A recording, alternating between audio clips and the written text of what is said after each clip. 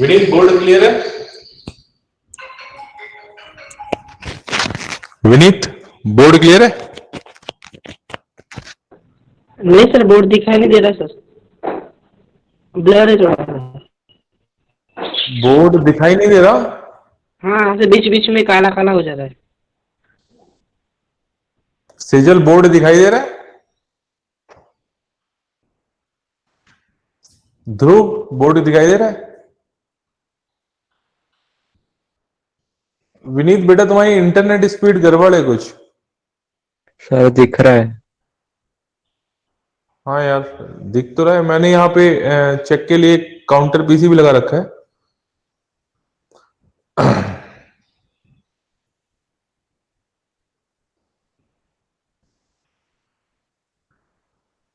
Okay ठीक है Vineet join करो।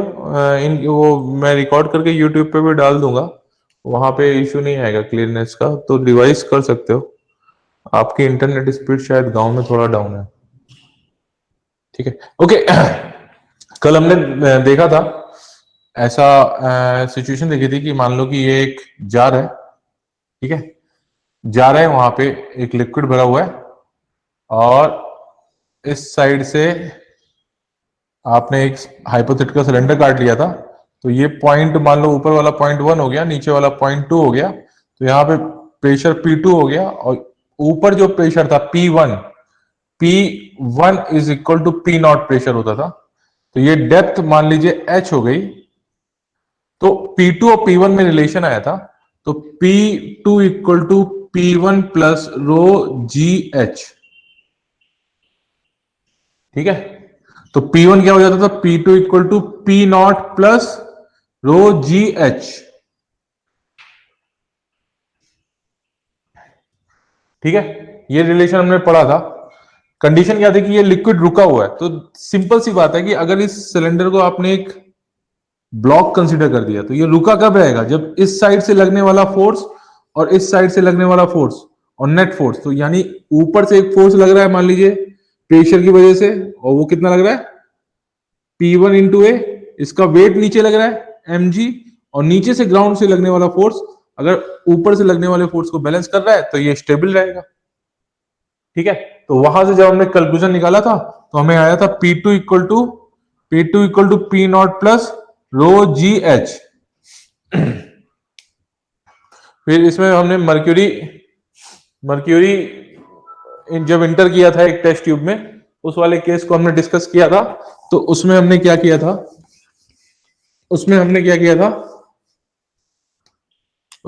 किया था, एक से बैरोमीटर ले लिया था और उससे पूरी एयर निकाल दी थी। जब एयर निकाली तो एटमॉस्फेरिक प्रेशर P नॉट कितना हो गया, 0 हो गया। तो उस केस में क्या हुआ था, उस केस में क्या आया था कि मर्क्यूरी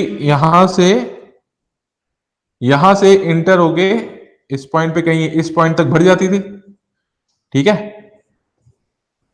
और हमने ये सीखा था कि अगर एक लिक्विड स्टेबल सिचुएशन पे है तो हॉरिजॉन्टल पे हर पॉइंट पे उसका प्रेशर P सेम रहेगा। तो यहां पे ये पॉइंट 2 हो गया, ये पॉइंट 1 हो गया, ठीक है। तो पहला कॉन्सेप्ट आता था कि पॉइंट 1 और पॉइंट 2 हॉरिजॉन्टल पे है, तो इसका मतलब क्या हुआ, P1 इक्वल टू P2 हो गया, पॉइंट 1 पे जो प्रेशर होगा वही P2 वहां पर होगा। तो P2 इक्वल टू कितना हो गया, P2 इक्वल टू, अब ये हाइट H तक राइज कर गया ना, तो P2 इक्वल टू हो जाता था आपका रो P not plus rho GH। अब P नॉट 0 है तो P2 इक्वल टू कितना हो गया, रो GH हो गया, और P2 इक्वल टू क्या हुआ, P1 आया, तो P1 इक्वल टू कितना हो गया, रो GH। और व्हाट इज द P1, इस पॉइंट पे जो प्रेशर पड़ रहा था वो एटमॉस्फेयर की वजह से प्रेशर पड़ रहा था, तो P नॉट इक्वल टू कितना हो जाएगा, रो GH। तो वहां पर हम एटमॉस्फेरिक प्रेशर को इस टेस्ट ट्यूब की हाइट के प्रोपोर्शन में लिख सकते हैं, P not proportion to H, ठीक है। इस पूरे सिस्टम को अगर आप एक माउंटेन के ऊपर ले जाओगे, तो ऑफ कोर्स वहां पे एटमॉस्फेरिक प्रेशर कम हो जाएगा, तो इसकी लेंथ कम हो जाएगी। अगर आप सरफेस ऑफ अर्थ पे ले आओगे तो उसकी उसकी लेंथ हाइट जो होगी मर्क्यूरी की वो ऊपर पहुंच जाएगी। रीजन क्या है? क्योंकि ग्राउंड सरफेस पे यानी प्लेन सरफेस पे, प्लेन जहां पे एरिया है वहां पे उसका प्रेशर ज्यादा होगा एटमॉस्फेयर का, compare to the pressure at the mountain. वहां पे क्या हुआ? एटमॉस्फेरिक प्रेशर कम हो जाता है ना।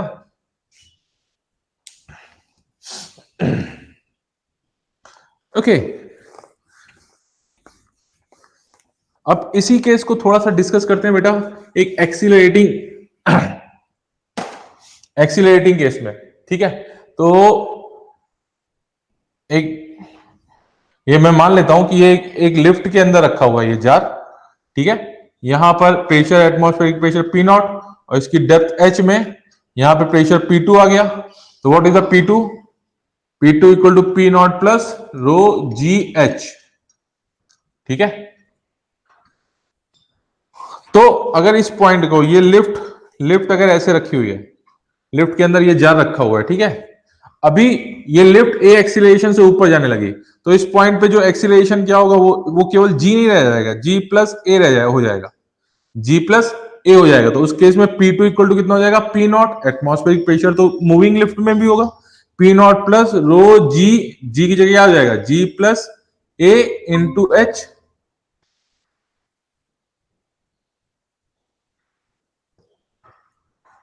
ठीक है, तो P इक्वल टू कितना हो जाएगा? P not plus rho G A into H. तो यहां पे प्रेशर P2 इक्वल टू कितना हो जाएगा? साफ साफ लिखते हैं यहां पे, P not plus rho G plus A into at H.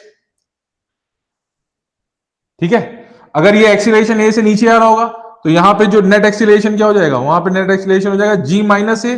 तो P2 इक्वल टू कितना हो जाएगा? P not plus rho G minus A into H. ठीक है, अगर क्वेश्चन इस तरह से बन रहा है, मैंने यहां पे कह दिया कि what is the acceleration of the lift, acceleration of the lift, कि इस पॉइंट पे उतना ही प्रेशर हो जितना कि एटमॉस्फेरिक प्रेशर है, जितना कि एटमॉस्फेरिक प्रेशर। तो एटमॉस्फेरिक प्रेशर क्या है? पी नॉट है। यहां पे P2 equal to P not कर दोगे तो P not equal to P not plus rho G plus A into H. तो पी नॉट से पी नॉट कट गया तो G equal to minus A हो गया क्या? तो अगर ये लिफ्ट माइनस ए के acceleration, G equal to minus हो गया, तो यानी एक एक्सीलरेशन से, जी के एक्सीलरेशन से फ्रीली फॉल हो रही होगी, तो इस पॉइंट पे प्रेशर एटमॉस्फेरिक प्रेशर के बराबर हो जाएगा। क्लियर है? क्लियर है इतना?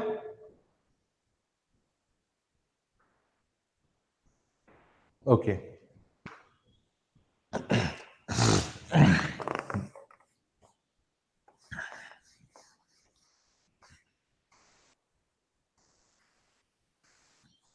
अब दूसरा एक केस देखो बेटा, जब आपने देखा होगा कि अगर आप ऐसे समझ लीजिए कि आपने एक ट्रॉली बना ली, जिसपे एक टब बना लिया, आपने टब बना लिया और नीचे व्हील लगा दिया, ये व्हील लगा दिया। ठीक है, इसमें पानी भरा हुआ है, पानी या कोई भी लिक्विड भरा हुआ है। ठीक है, अगर आपने इसको पकड़ के यूं आगे खींचा, इसको पकड़ के यूं आगे खींचा, तो क्या होता है? पानी पीछे की तरफ आता है, इनर्शिया की वजह से आता है। और अगर आपने बहुत तेजी से खींचा तो पानी छलक के बाहर भी गिर जाएगा, इस साइड इस तरह से बाहर गिर जाएगा, इस साइड से। ठीक है, तो ऑफ कोर्स उस केस में अगर मान लो एक कांस्टेंट एक्सीलरेशन से जा रहा है, अगर ये कांस्टेंट एक्सीलरेशन से जा रहा है, तो एक चीज आप यानी पहले गौर कर रहे हो, वो इसकी जरूरत नहीं है लेकिन फिर भी मैं आपको बता रहा हूं कि जैसे ये पानी ऐसे जस्ट इसमें रखा हुआ था, या लिक्विड कोई भी इसमें रखा हुआ था, तो इसका सेंटर ऑफ मास इधर कहीं पर था। ठीक है, सेंटर ऑफ मास यहीं पे होगा, कहीं बीचों बीच में। अगर आपने उसे एक्सीलरेट किया तो क्या होगा? पानी एक साइड तो ऊपर आ जाएगा, एक साइड नीचे चला जाएगा। तो मास उस पानी का, वाटर का या फिर लिक्विड का मास बहुत सारा इस साइड आ गया, तो मास शिफ्ट हो गया यहाँ पे, तो सेंटर ऑफ मास शिफ्ट हो गया क्या? ठीक है, तो पहले सेंटर ऑफ मास यहां पर था, अभी यहां पर आ गया। तो उसका जब किसी भी व्हीकल का सेंटर ऑफ मास शिफ्ट हो रहा है एक पॉइंट से दूसरे पॉइंट पे, तो व्हीकल थोड़ा सा अनस्टेबल होता है। तो ये जो ड्रम होते हैं ना, टैंकर होते हैं पानी के एंड पेट्रोल के, ठीक है, उसके जो ड्राइवर को होता है, उसको ड्राइवर को बहुत संभाल के गाड़ी चलानी पड़ती है। क्यों? क्योंकि उसमें उसकी गाड़ी के मोशन की वजह से या ट्रक के मोशन की वजह से उसका सेंटर ऑफ मास एक पॉइंट से दूसरे पॉइंट शिफ्ट होता रहता है। ओके तो उस केस में उसको बहुत संभाल के चलाना होता है। तो इसको शिफ्ट करने के लिए, इतना सेंटर ऑफ मास शिफ्ट ना हो, तो क्या करते हैं, वो ड्रम जो बन रहा है पैक ड्रम, तो उसमें वो वर्टिकल ऐसे वॉल्स डाल देते हैं और उसमें अलग अलग से पानी भरते हैं, या फिर पेट्रोल या डीजल वॉटएवर जो है वो अलग अलग से भरते हैं। तो ये इस साइड टिल्ट हुआ, ये इस साइड टिल्ट हुआ, ये इस साइड टिल्ट हुआ, ये इस साइड। तो उस केस में सेंटर ऑफ मास, एक सेंटर ऑफ मास अभी भी चेंज होता है, लेकिन उसकी पोजीशन में कोई ड्रास्टिक चेंज नहीं आता। तो उस केस में वो व्हीकल स्टेबल हो जाता है। क्लियर? चलो, ये तो क्वेश्चन का पार्ट नहीं था। क्वेश्चन का पार्ट अभी मैं बता रहा हूं यहां पे।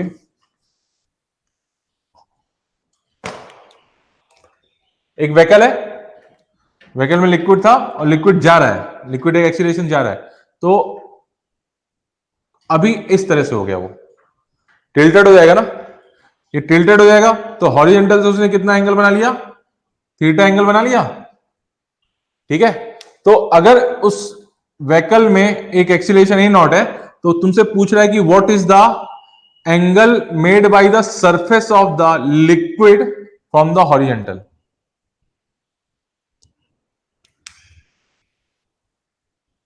हमारा क्वेश्चन ये है। ठीक है, तो आपको याद होगा जब हम व्हीकल में प्रेशर निकालते हो, सॉरी व्हीकल में कह रहे हैं, लिक्विड में प्रेशर निकालते हो, तो इस पॉइंट पे जो प्रेशर निकालते हो वो जो डेप्थ एच लेते हो, तो यहां पे पी क्या लिखते हो, P equal to P not plus rho ji H. तो ये जो डेप्थ है वो सरफेस से ली जाती है क्या? मैंने क्या किया, मैंने फिर से सेम क्या किया, मैंने एक हाइपोथेटिकल स्फीयर मान लिया, सॉरी हाइपोथेटिकल सिलेंडर मान लिया। ठीक है, ठीक है। अब ये ए एक्सीलरेशन से जा रहा होगा, तो इस पॉइंट पे प्रेशर हो गया मान लीजिए P1, ये हाइट हो गई मान लीजिए H1, ठीक है, ये डेप्थ हो गई H1 और ये डेप्थ हो गई H2। ठीक है, अभी अभी क्या हुआ, इसकी लेंथ हो गई L, इसकी लेंथ हो गई L। ठीक है, ये हो गया 0.1, ये हो गया 0.2। ठीक है, ये हाइट, ये इसकी डेप्थ हो गई H1, ये H की डेप्थ हो गई H2। तो P1 इक्वल टू कितना हो गया, P not plus rho G H1। And what is the P2? P2 equal to P not plus rho G H2। Okay, अब P2 प्रेशर इस साइड लग रहा होगा और P1 प्रेशर इस साइड लग रहा होगा। इसका क्रॉस सेक्शन एरिया कितना मान लिया आपने, इसका क्रॉस सेक्शन एरिया मान लिया आपने A। तो अब इस स्पेयर में हॉरिजॉन्टल फोर्स कितना लगा, इस साइड से फोर्स लगा P2 इंटू ए और इस साइड से फोर्स लगा P1 इंटू ए। एरिया, क्रॉस सेक्शन एरिया है इसका A, इसकी लेंथ है L। तो what is the volume, volume V equal to A into L। तो what is the mass of this part, mass M equal to हो जाएगा उसका density into A into L। Clear? Clear? तो अगर ये vehicle ए के acceleration से जा रहा होगा, तो इसका अंदर मतलब ये जो मैंने इसके अंदर हाइपोथेटिकल एक सिलेंडर माना है, वो भी तो ए के एक्सीलरेशन से जा रहा होगा। तो फोर्स कितना हो गया, लेफ्ट हैंड साइड फोर्स हो गया P2A minus P1A, left side का फोर्स माइनस राइट साइड का फोर्स, राइट साइड से जो फोर्स लग रहा है। तो this is the resultant force जो उस ब्लॉक को एक एक्सीलरेशन ए देगा। व्हाट इज द एक्सीलरेशन ए?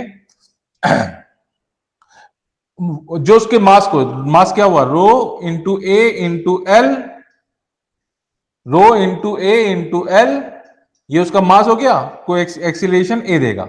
ये क्वेश्चन समझ में आई क्या? ये क्वेश्चन समझ में आई? ये क्वेश्चन समझ में आई?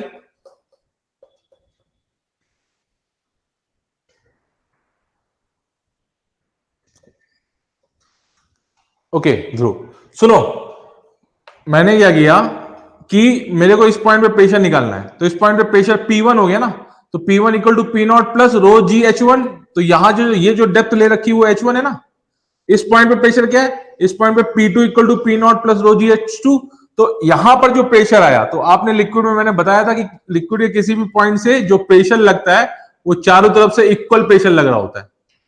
ठीक है, तो ये जो प्रेशर का डायरेक्शन है, इस पॉइंट पे इस सरफेस पे जो प्रेशर P2 लग रहा होगा, तो उसका डायरेक्शन इधर होगा ना। तो P2 into cross section area, that is the force on this hypothetical cylinder, right side. ठीक है, तो इधर से जो प्रेशर लग रहा होगा वो P1 लग रहा होगा, तो P1 into cross section area is the force जो उसमें राइट से लेफ्ट की तरफ लग रहा है। तो what is the resultant force? P2A minus P1 है ना, P2A माइनस P1 है।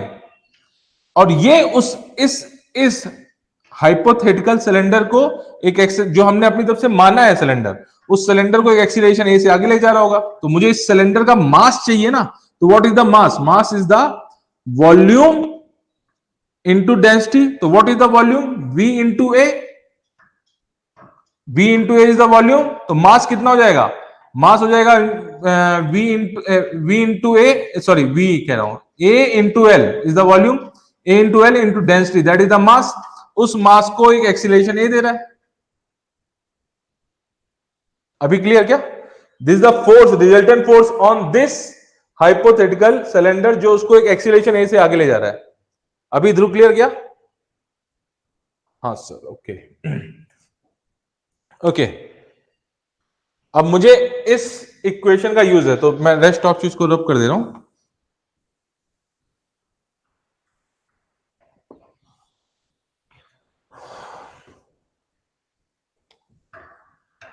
P2 into A minus P1 into A equal to rho into A into L into acceleration A.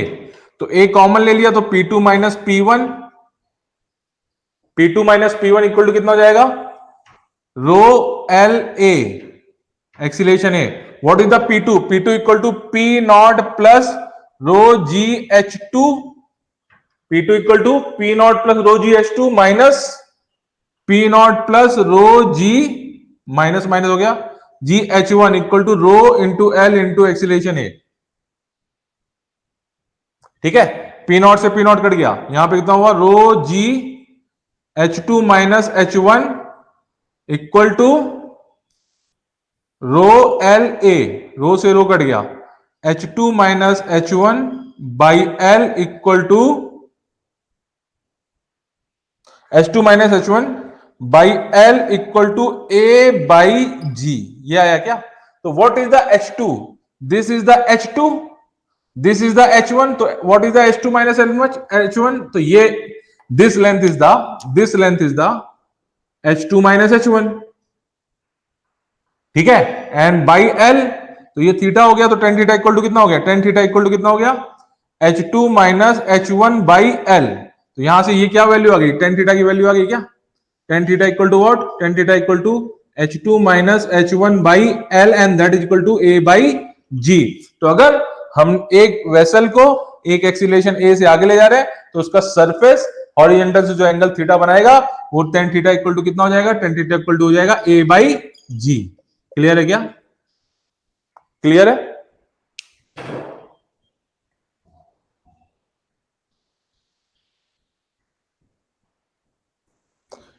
Clear है भाई?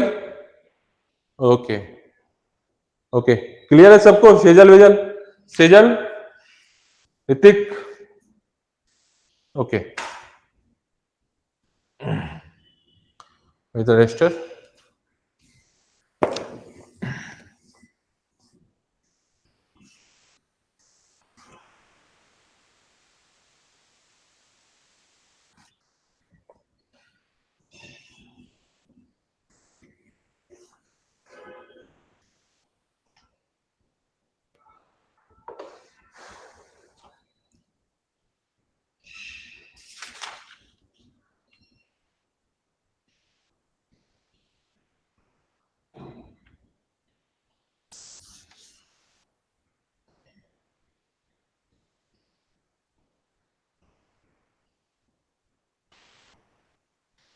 ओके।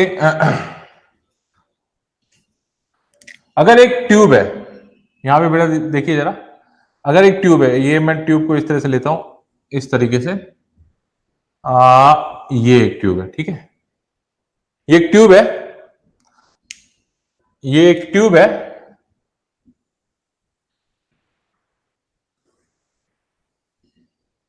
ठीक है। यहां पे क्रॉस सेक्शन एरिया है ए, यहां पे क्रॉस सेक्शन एरिया है A1 और इस पॉइंट पे क्रॉस सेक्शन एरिया है A2, ठीक है। तो एक बात तो बहुत मान लो यहां पे ऑलरेडी लिक्विड भरा हुआ है, लिक्विड मैं पानी बोल देता हूं बार बार, तो आप पानी मान लीजिए, ठीक है, लेकिन कोई भी लिक्विड भरा हुआ है, ठीक है, और ऐसा लिक्विड है जिसको कंप्रेस नहीं किया जा सकता। तो ऐसे बहुत सारे लिक्विड है जिनको कंप्रेस नहीं, जैसे वाटर है, वाटर को कंप्रेस करना बहुत टफ है। क्यों? क्योंकि वाटर ऑलरेडी कंप्रेस्ड है। जैसे आपने पढ़ रखा होगा, ये होता है ना हाइड्रोजन का, ये इस तरह से होगा, ठीक है, तो O is the more electronegative, तो वो क्या करेगा, इधर से शिफ्ट कर लेगा, जिसकी वजह से इस पे पार्सल निगेटिव चार्ज आ जाता है, और सिमिलरली इस पे पार्सल पॉजिटिव चार्ज आ जाता है, ठीक है। फिर यहाँ पे ऑक्सीजन ले लिया आपने, दूसरा वाटर मॉलिक्यूल आ गया, तो उसमें पार्सल निगेटिव चार्ज होता है, ये पार्सल पॉजिटिव चार्ज होता है। तो फिर क्या करता है, ये पार्सल पॉजिटिव चार्ज इस पार्सल निगेटिव चार्ज को अट्रैक्ट करता है, जिसकी वजह से उसमें एक हाइड्रोजन बॉन्डिंग फॉर्म होती है, ठीक है। तो हाइड्रोजन बॉन्डिंग फॉर्म होने से क्या होता है बेटा, कि वाटर ऑलरेडी अपने इंटरनल अट्रैक्शन की वजह से वो कम वॉल्यूम को गेन करता है, ठीक है। तो वाटर को कंप्रेस करना बहुत टफ है, यानी ऑलमोस्ट कई बहुत जगह जो माइनिंग फील्ड से लोग जुड़े हैं, उनको जहां पे कोयले वोले की माइनिंग होती है, वहां पे अंदर कहीं पे अगर वाटर पैक मिल गया है, तो अगर उसको थोड़ा सा भी कंप्रेस करते तो वो फट जाता है। वाटर अपने आप में ऑलरेडी कंप्रेस है, उसको और कंप्रेस नहीं किया जा सकता। जैसे गैस है, गैस को क्या हुआ, जैसे मान लो ऑक्सीजन गैस है, आप उसको ठंडा भी कर देगा, कंप्रेस भी कर देगा, तो अंदर हो सकता है वो लिक्विड फॉर्म ना हो, लेकिन कंप्रेस हो जाती है। तो इस केस में हम इनकंप्रेसिबल लिक्विड लेते हैं, जिसको हम और एक्स्ट्रा कंप्रेस नहीं कर सकते, ठीक है। जैसे वाटर ही हो गया, इसलिए मैं बार बार वाटर बोल देता हूं, लेकिन टेक्निकल टर्म क्या है उसका, ऐसा लिक्विड यहां पर फ्लो कर रहा है जिसको कंप्रेस नहीं किया जा सकता।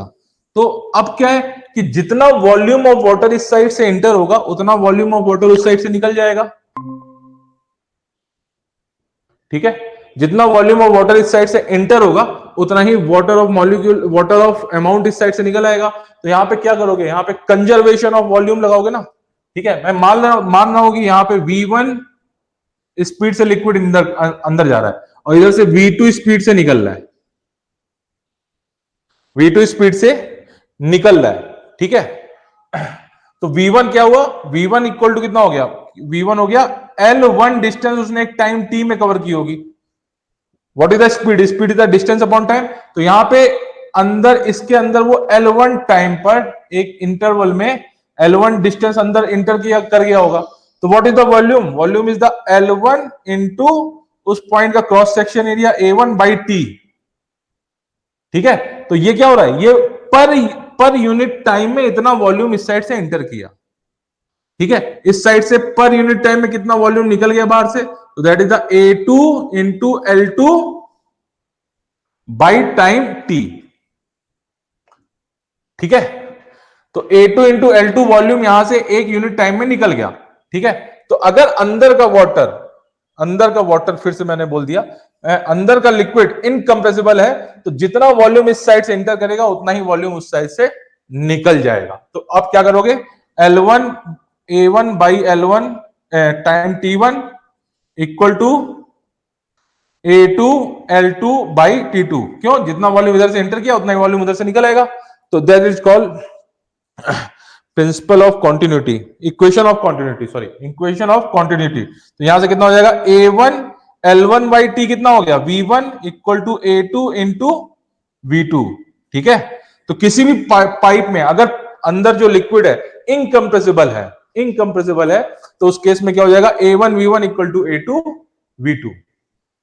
बेटा बोर्ड अगर ब्लर हो तो मुझे तुरंत बताना, ठीक है, ठीक है। तो this is the principle equation of continuity. तो उस साइड का cross section area into volume इंटर जो कर रहा है, उसका मल्टीप्लिकेशन उस साइड से जो वॉल्यूम निकल रहा है इनटू उस साइड का क्रॉस सेक्शन एरिया A2। तो A1 V1 equal to A2 V2, that is called equation of continuity.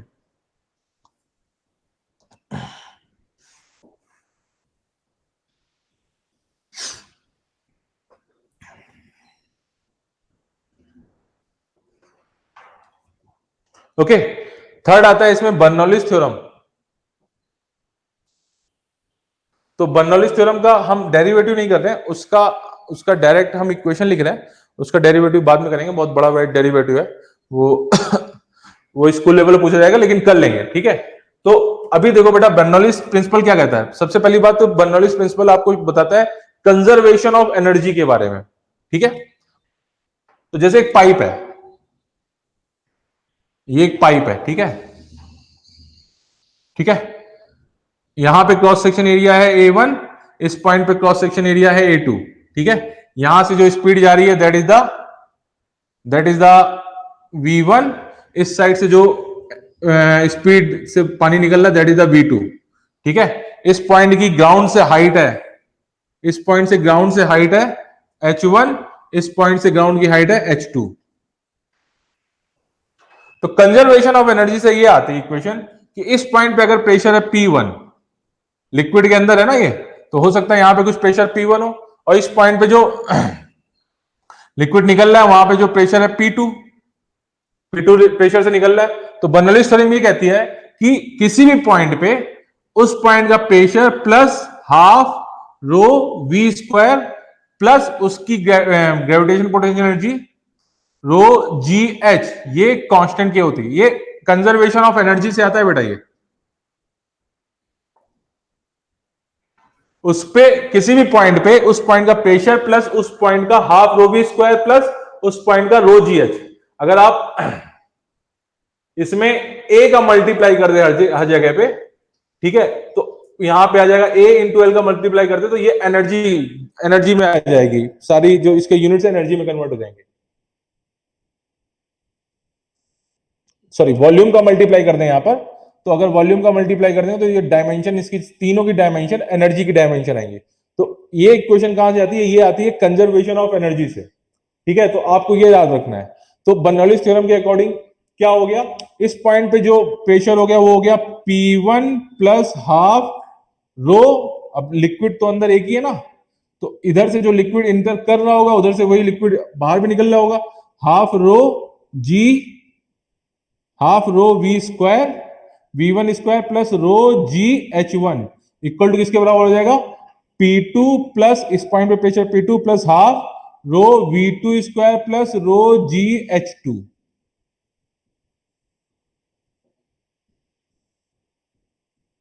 Clear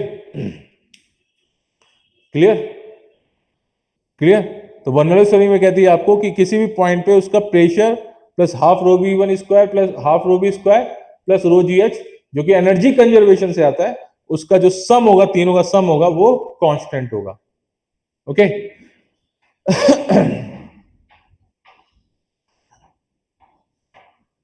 SC Verma में पेज नंबर 265 पे है,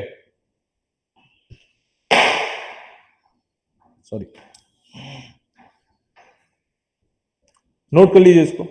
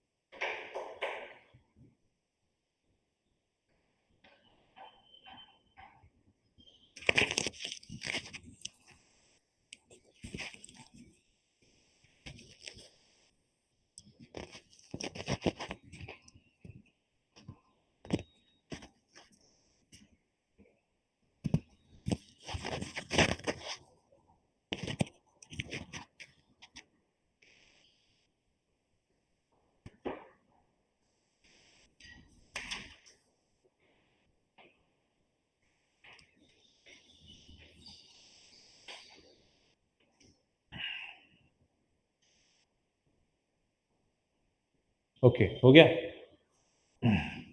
बेटा। अब इसी जो अपने हवाई जहाज एरोप्लेन उड़ते हैं ना, वो इसी कॉन्सेप्ट का यूज करके ही उड़ते हैं। तो देखिए कैसे, सबसे पहले उसके लिए आपको पता होना चाहिए कि एरोप्लेन का जो विंग होता है उसका डिजाइन कैसे होता है, ठीक है, ठीक है। तो मैं आपको बता रहा हूं, जैसे ये मान लो एरोप्लेन का ये विंग हो गया, ठीक है, ये एरोप्लेन का विंग हो गया, ये बुक हो गई ना अपनी, ये एरोप्लेन का विंग हो गया, यानी ऐसे लेंथ हो गई, फिर ऐसे प्लेन का जो जिस पे पैसेंजर वगैरह बैठते हैं वो हो गया कार्गो वगैरह, और फिर वैसे ही सिमिलरली दूसरा विंग उस साइड हो गया।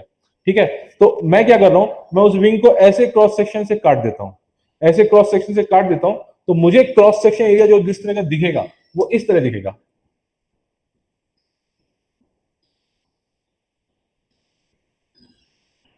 इस तरीके से। ठीक है, और थोड़ा सा अच्छा सा होता है, मैं डिजाइन नहीं बना पा रहा हूं, वो इस तरीके से दिखेगा। ठीक है, ये विंग का क्रॉस सेक्शन लिया है मैंने, ये वो एरिया। ठीक है, अब एयर इस साइड से आ रही है, एयर इस साइड से आ रही है, ये विंग ऐसे जा रहा है ना, हवा को चीरता हुआ आगे बढ़ रहा है, तो एयर में यहां पे प्रेशर कितना है, पी नॉट। ठीक है, अब देखो क्या है कि ये जो एयर यहां पर आई, ये जैसे ही एयर यहां पे पड़ी तो ये दो पार्ट में डिवाइड हो गई, एक नीचे से गई और एक इसके ऊपर से गई। ठीक है, और दोनों यहां पर एक साथ मिलते हैं, यानी यहां से वो एक साथ सेपरेट हुए, इस पॉइंट से वो एक साथ सेपरेट हुए, इस पॉइंट से वो एक साथ सेपरेट हुए, और यहां पर दोनों एक साथ मिले आके। ठीक है, एक साथ मिले, तो नीचे का प्रेशर मैं मान लेता हूं P1 और ऊपर का प्रेशर मैं मान लेता हूं P2। क्लियर? ये हाइट विंग की ऐसी है तो इसकी थिकनेस कम होती है, तो हाइट दोनों के लिए सेम है, तो ये 0.1 हो गया, ये 0.2 हो गया। ओके, एक बात बहुत क्लियर है, इस साइड से यहां पे स्पीड V1 से ये आगे बढ़ रहा है और इधर ये V2 से आगे जा रहा है, तो ये बात तो बहुत क्लियर है कि V2 is greater than V1, V2 is greater than V1, तो ये V2 की स्पीड V1 से ग्रेटर होगी, V2 की स्पीड V1 से बड़ी होगी। दोनों देखो क्या है, ये एक्चुअली मान लीजिए कि आप हो आपका फ्रेंड है, ठीक है, और ऐसी कहीं बाउंड्री वॉल है और आप दोनों को यहाँ पे साथ मिलना है, तो अभी यहां से आप लोग सेपरेट हुए, तो आपके फ्रेंड ने तो कम डिस्टेंस चली और आपको ज्यादा डिस्टेंस चलनी पड़ेगी, और ज्यादा डिस्टेंस सेम टाइम में चलनी पड़ेगी, तो ऑफकोर्स आपकी स्पीड ज्यादा होगी, तभी तो आप दोनों यहाँ पे एक साथ मिलोगे। क्लियर? ये पॉइंट क्लियर है क्या? ये पॉइंट क्लियर है किस तरह से हम उसे एक्सप्लेन कर रहे हैं? इस साइड इधर की स्पीड V1 होगी, ऊपर की स्पीड V2 होगी। ठीक है, तो अभी क्या हो जाएगा, 0.1 और 0.2 इसकी हाइट सेम है, तो 0.1 पे क्या हो जाएगा, प्रेशर P1 प्लस हाफ रो, एयर की डेंसिटी यहां पे रो है, और वहां पे भी है, अभी यहां पे एयर को एज ए लिक्विड, यानी कॉन्टिन्यूअस फ्लो है ना एयर का, तो उसे हम एज ए लिक्विड कंसीडर कर सकते हैं, plus half rho G, half rho V1 square plus rho G. अब क्या है, इसकी इसकी थिकनेस बहुत कम है, तो मैं यहां की बीच की हाइट ले लेता हूं, जो ग्राउंड से हाइट है ना उसको ऐसे ले लेता हूं, तो मैंने क्या किया, हाफ रो जी एच। ठीक है, इक्वल टू क्या हो जाएगा उस पॉइंट पे एनर्जी, तो P2 plus half rho V2 square plus rho जी एच। ठीक है, रो जी एच कट गया, क्यों? क्योंकि वो ऑलमोस्ट इक्वल हाइट पे है। ठीक है, तो अभी क्या हो जाएगा, P1 minus P2 equal to half rho V2 square minus V1 का स्क्वायर।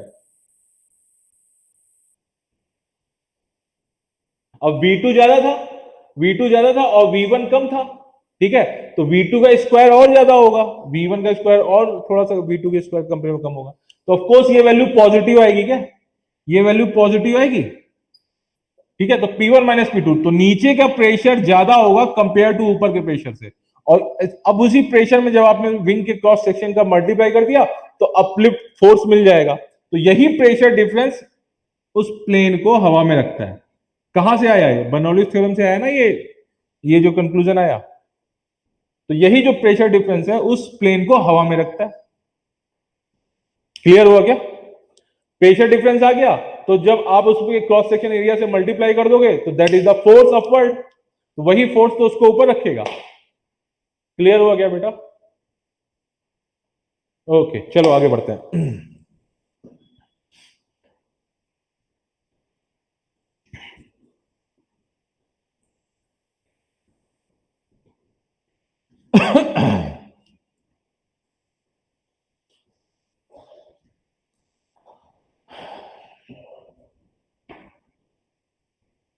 वेंचुरी ट्यूब करके एक एग्जांपल दे रखा है SCO में, वो भी देख लीजिएगा।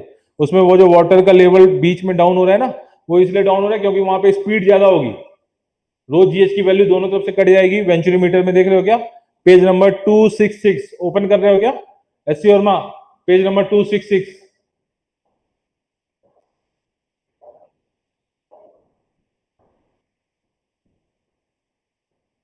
एयर क्या, मैं नहीं समझ में पाया ऋतिक।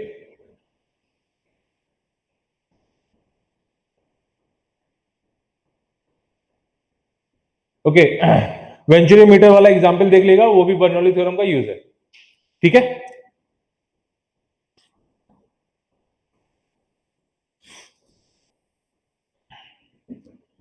अच्छा एक चीज और है, एक रिवर का केस लेते हैं, एक रिवर का केस लेते हैं।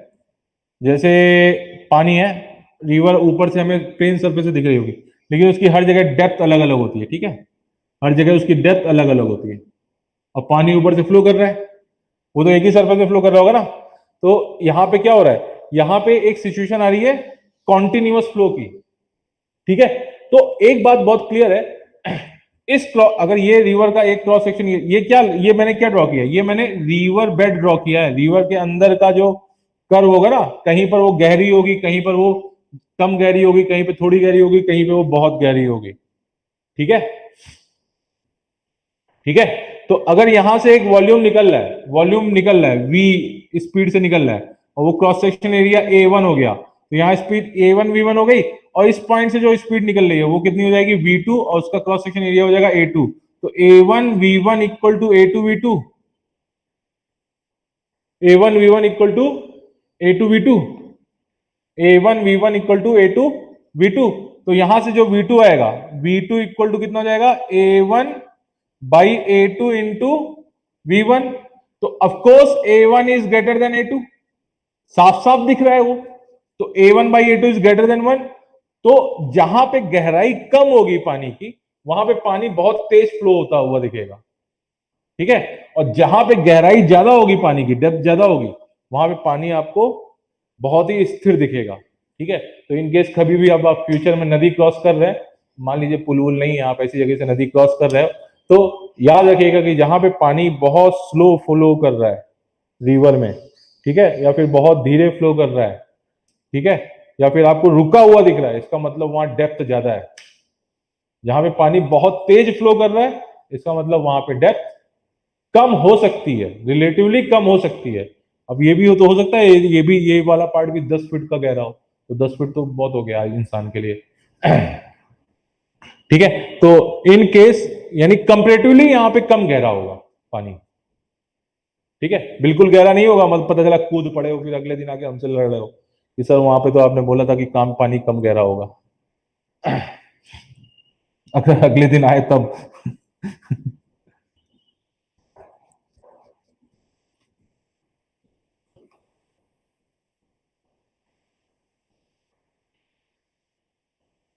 क्लियर है वो पॉइंट, क्लियर है।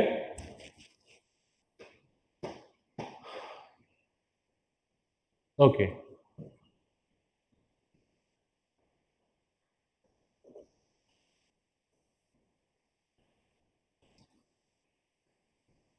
एससी वर्मा उठा लो, question number, solve example number 1 चालू करते हैं। देखो कौन सा बताना है मुझे, क्वेश्चन नंबर 1, क्वेश्चन नंबर 1 2 3 4 5 6 7 8 9 10 में कौन सा बताना है, बताओ। Question number, generally question number 1 2, अच्छा विस्कोसिटी, अच्छा विस्कोसिटी, बेटा विस्कोसिटी इसमें नेक्स्ट चैप्टर में, एक मिनट जरा,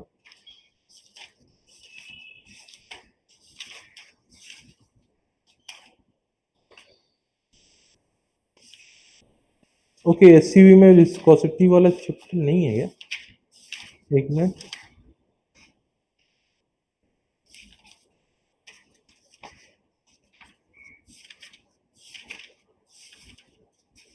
ओके विस्कोसिटी अलग से पढ़ाएंगे, विस्कोसिटी अलग से पढ़ाएंगे, ठीक है, विस्कोसिटी क्लास कल ले लेंगे, ठीक है ध्रुव, विस्कोसिटी क्लास कल ले लेंगे, एससीवी में नहीं है वो। Question number 1, solve example number 1, viscosity नहीं है ना शायद इसमें, विस्कोसिटी नहीं है इसमें। Viscosity related to the thickness of the liquid, यानी जो जैसे यानी आपका वो हो गया शहद, हनी जो हो गया, वो पानी हो गया या स्पीड हो गया, तो हनी ज्यादा डेंस है और उसकी विस्कोसिटी ज्यादा होता है, उसका फ्लो कम होता है। तो विस्कोसिटी लिक्विड के फ्रैक्शन से रिलेटेड एक चैप्टर है, ठीक है, तो इसको हम बताएंगे, ठीक है, बताता हूं मैं उसको नेक्स्ट क्लास में। पहले हम इसके फ्लो से कर लेते हैं। क्वेश्चन नंबर 1 2 3 4 5 6 में कुछ बताना है? Question number 1 2 3 4 5 6।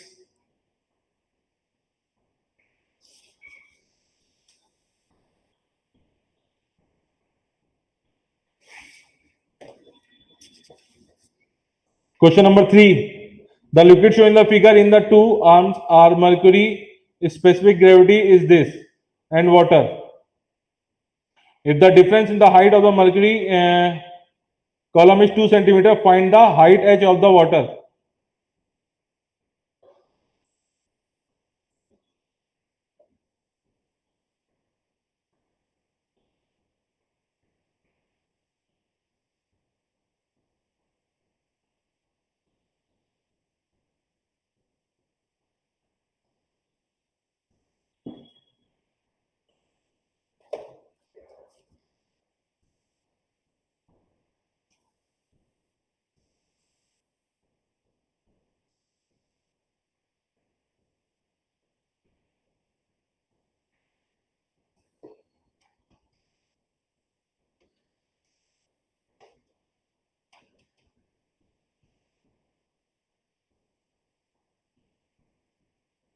स्पेसिफिक ग्रेविटी वाला क्या बोल रहे हो?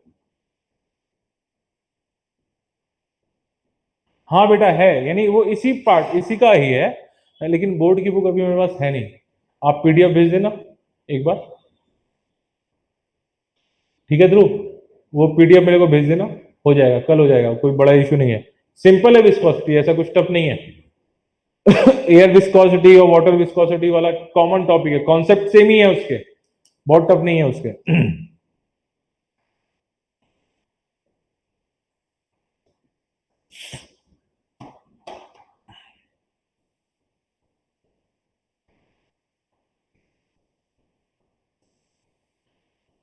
एक YouTube की एक इस तरह से दे रखा है, YouTube का डिजाइन दे रखा है यूं, ठीक है, और यहां पे पानी भरा हुआ है और इसके बाद इस तरफ मर्क्यूरी भरा हुआ है, ठीक है। मर्क्यूरी जो भरा हुआ है वो इस साइड से यूं, और ये वाटर भरा हुआ है।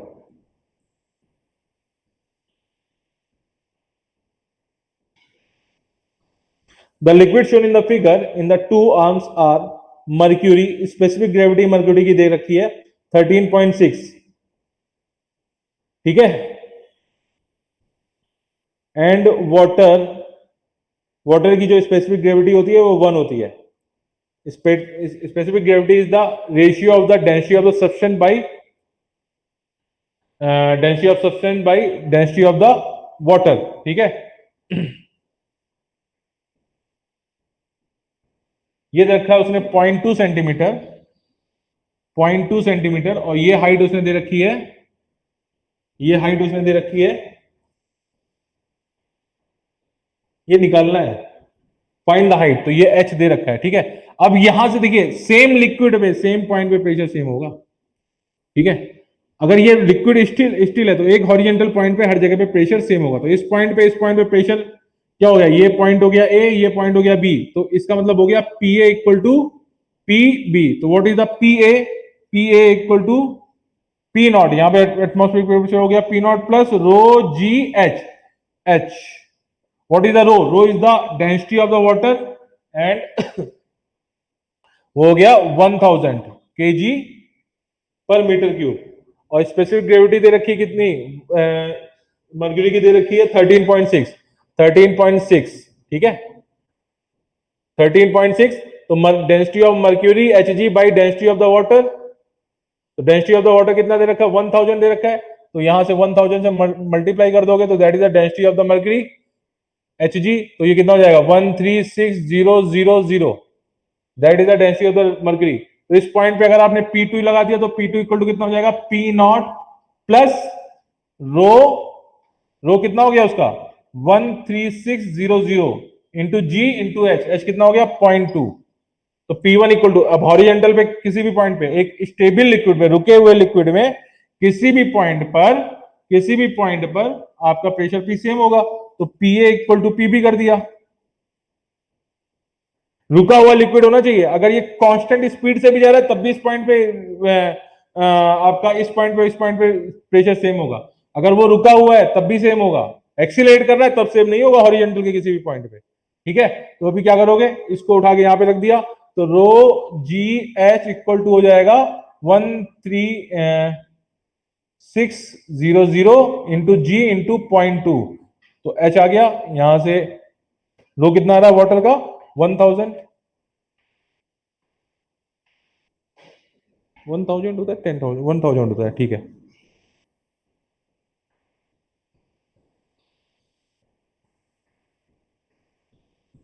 ठीक है, तो यहां से 2 जीरो कट गया, पॉइंट यहां पे डेसिमल हो गया, जी से जी कट गया, तो एच इक्वल टू कितना आया 13.6 इंटू 0.2, ये इस वाटर की हाइट हो गई H. That was question number 3। Question number 4, question number 4,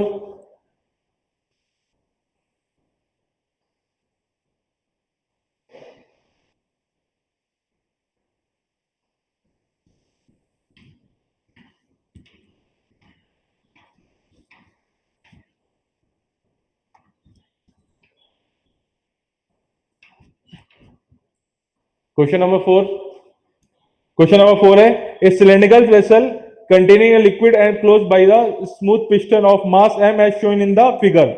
Area of the piston, area of the cross section of the piston is A. If the atmospheric pressure is P naught, find the pressure of the liquid just below the piston.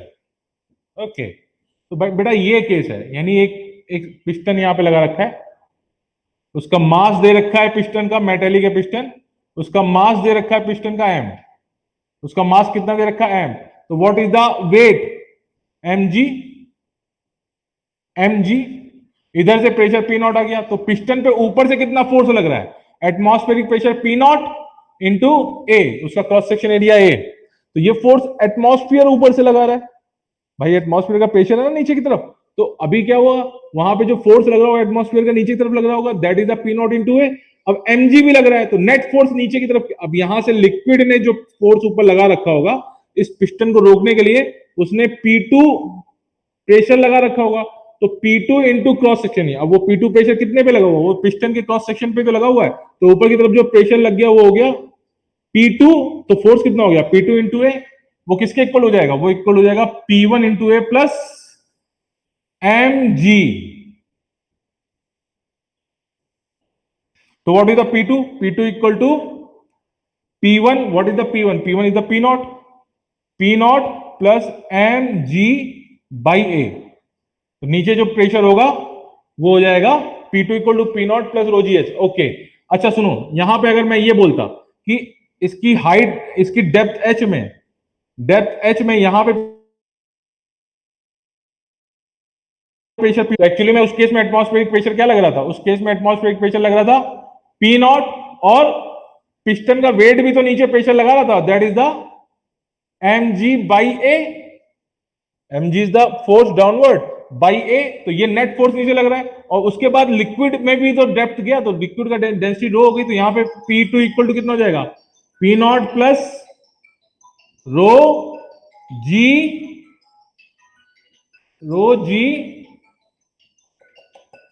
हाँ call आ रहा है, एक minute बेटा।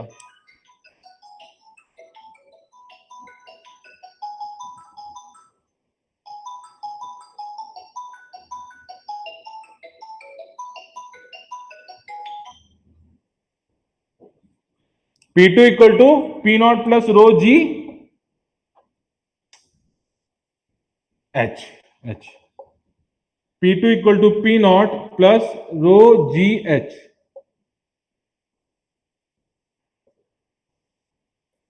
Sorry गड़बड़ हो गया, call आ रहा था। पी नॉट कितना हुआ यहाँ पे, नीचे की तरफ प्रेशर कितना हुआ, P2 equal to P not plus M G by A plus rho ji H, ये हुआ ना। M G by A weight की वजह से भी लग रहा था, M G by A weight की वजह से लग रहा था, तो P2 इक्वल टू कितना हो गया, P not plus P2 equal to P not plus M G by A plus rho ji H. ठीक है, नोट करो इसको बेटा, 1 मिनट में आ रहा हूं, 1 मिनट।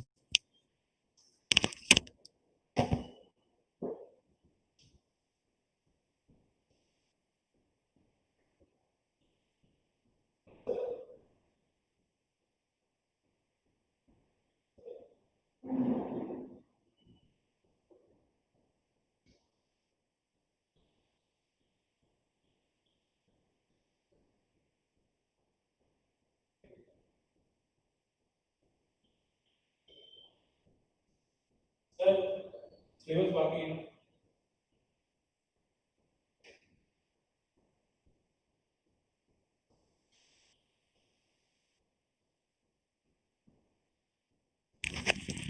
केस में क्या हो रहा है, एटमॉस्फेयर तो एक प्रेशर जनरेट कर ही रहा है, प्लस उसका वेट भी एक प्रेशर जनरेट कर रहा है। जब उसका प्रेशर जनरेट कर रहा है, तो यहाँ पे जो प्रेशर पी नॉट होगा वो पी नॉट प्लस उसके वेट ने जो प्रेशर जनरेट किया उसका सम, प्लस इस वाटर की वजह से, इसके वेट की वजह से भी तो यहाँ प्रेशर जनरेट होगा, तो वहां पे उसका तीनों का सम हो जाएगा। क्लियर किया?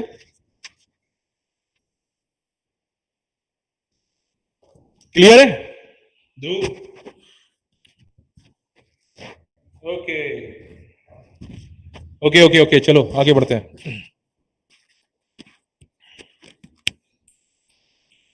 Question question number 5, question number 5, question number 5 क्या है, the area of the cross section of the two arms of the hydraulic pressure are 1 centimetre and 10 centimetre square respectively. Figure दे रखा है वहां पे। A force of the 5 newton is apply on the water in the thinner area, what force should be applied on the water in the thicker area so that the water may remains in equilibrium।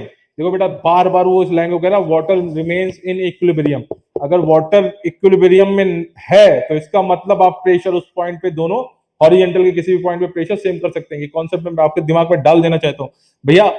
अगर same कर सकते हो horizontal पे, उसके लिए तो अंदर जो लिक्विड है ना बेटा, वो स्टेशनरी होना चाहिए। मूविंग लिक्विड में आप नहीं कर सकते। मूविंग लिक्विड में आप तभी कर सकते हो जब वो कांस्टेंट स्पीड से एक पॉइंट से दूसरे पॉइंट जा रहा हो। अगर उसमें लिक्विड के फ्लो में एक्सीलरेशन है, तब उस केस में भी आप प्रेशर इक्वल नहीं कर सकते। तो यहाँ पे वो क्वेश्चन में उसने साफ साफ कह दिया है, सो दैट द वाटर में रिमेन्स इन इक्विलिब्रियम।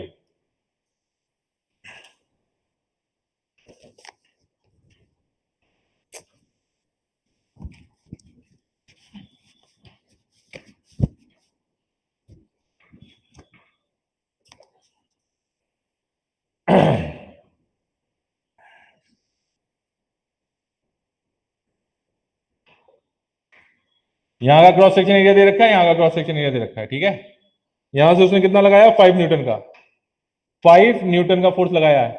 इस साइड का उसने मान लीजिए एफ नॉट लगाया है। ठीक है, फोर्स एफ नॉट लगाया है। ठीक है, यहां का पिस्टन उसने बोल रखा है समथिंग कुछ है, पिस्टन का वेट नहीं दे रखा है, यानी पिस्टन दे भी नहीं रखा है sir. Area of the cross section of the to area 1 centimetre and 10 centimetre. यहाँ का 1 सेंटीमीटर स्क्वायर दे रखा है, A1 इक्वल टू 1 cm का स्क्वायर, और यहाँ पे A2 इक्वल टू दे रखा है 2 सेंटीमीटर का स्क्वायर। Okay okay. तो horizontal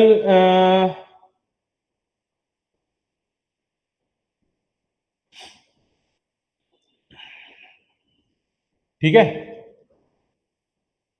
the area of the cross section of the two area horizontal pressure this remains a force of the 5 newton is applied on the water।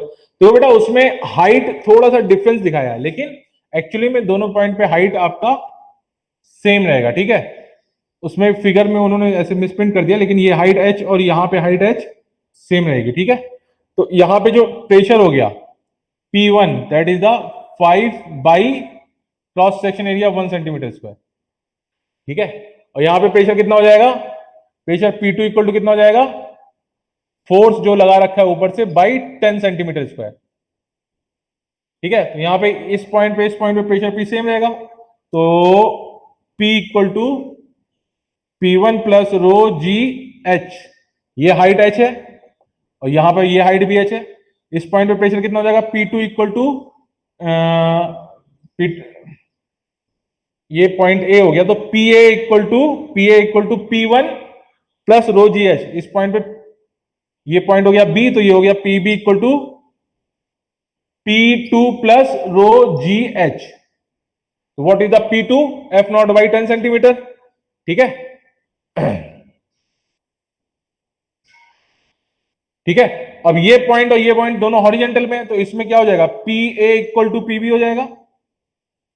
तो यहां से कितना आ जाएगा, P1 plus rho ji h equal to P2 plus rho ji H. ये cut गया, तो ये कट गया, तो क्या हुआ, P1 इक्वल टू P2 आ गया। तो what is the P1? P1 equal to 5/1 and F2 by 10। तो what is the F2? F2 equal to 50 newton. तो अगर इस पानी को रोक के रखना पड़ेगा, तो इस पॉइंट पे प्रेशर सेम होगा, तो इस साइड से आपको जो फोर्स लगाना होगा वो 50 न्यूटन का फोर्स लगाना होगा। आंसर चेक करो। ओके, ठीक है। सॉल्व एग्जाम्पल नंबर 6, 7, 8, 9, 10 देख डालो। ठीक है, और ध्रुव मेरे को भेज दो वहां पे PDF जरा विस्कोसिटी का। ओके, तो नेक्स्ट क्लास में विस्कोसिटी ले लेते हैं और इसको कर लीजिएगा। ओके, क्लियर है लेक्चर आज का? लेक्चर क्लियर आज का? थ्योरी पार्ट खत्म हो गया है, simple. Okay okay sir, okay. चलिए, होमवर्क को मैं दे देता हूं, अपनी तरफ से आपको दे देता हूं होमवर्क। सॉल्व एग्जाम्पल में आप क्वेश्चन नंबर 11 तक कर लेना। मैंने शायद आपको 5 तक करवा दिया है, 5 तक करवा दिया, हाँ 6 से लेके 11 तक कर लेना। ठीक है, पेज नंबर है 268। ठीक है, उसके बाद आगे के क्वेश्चंस में देता हूं मैं। चलिए, ओके, गुड डे।